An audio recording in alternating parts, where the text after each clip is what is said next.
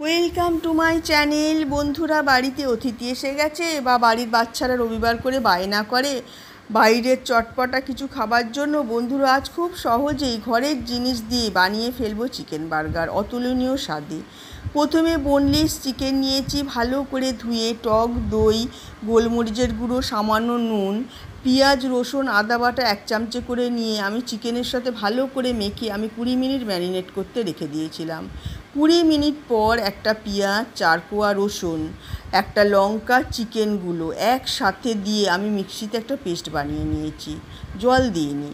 পেস্টটা নিয়ে তার মধ্যে 2 চামচে চাট মশলা দিয়েছি, 1 চামচে গোলমরিচের গুঁড়ো, সামান্য নুন, 1/2 চামচে আমচুর পাউডার দিয়েছি। একটা আলু সিদ্ধ করে হাফ চটকে দিয়ে দিয়েছি চিকেনের ভিতর। 1 চামচে ময়দা দিয়েছি, ভালো করে মেখে নিয়েছি, নিয়ে গোল করে নিয়েছি, একটা বলের মতো করে হাত দিয়ে চেপটে নিয়েছি, দিয়ে 2 পিটি কর্নফ্লাওয়ার মাখিয়ে নিয়েছি। আপনারা বিস্কুটের গুঁড়ো চাইলে সেটাও মাখাতে পারেন। কড়াইয়ে সাদা তেল গরম করে নিয়েছি, দিয়ে কম আঁচে ওই গোল করে যে নিয়েছিলাম সেটা দিয়ে দিয়েছি।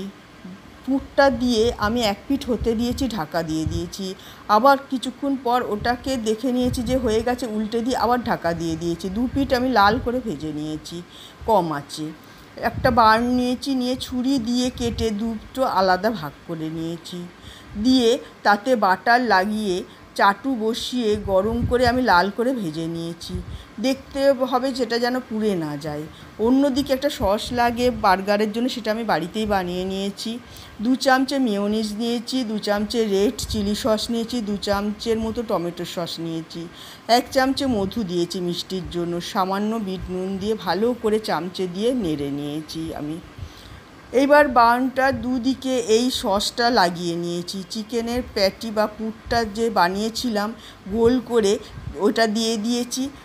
একটা পেঁয়াজের থেকে গোল স্লাইস করে একটা কেটে নিয়েছি, একটা টমেটো স্লাইস করে কেটে নিয়েছি, তার ভিতরে দিয়েছি। একটা বার্ন রেখে গোল যে পুরটা করেছিলাম দিয়েছি, তারপরে টমেটো আর যে পেঁয়াজ কেটেছিলাম সেগুলো দিয়ে দিয়েছি, দিয়ে ওর মধ্যে অরিগ্যানো, চিলি ফ্লেক্স, বিট নুন, গোলমরিচের গুঁড়ো সব ছড়িয়ে দিয়েছি।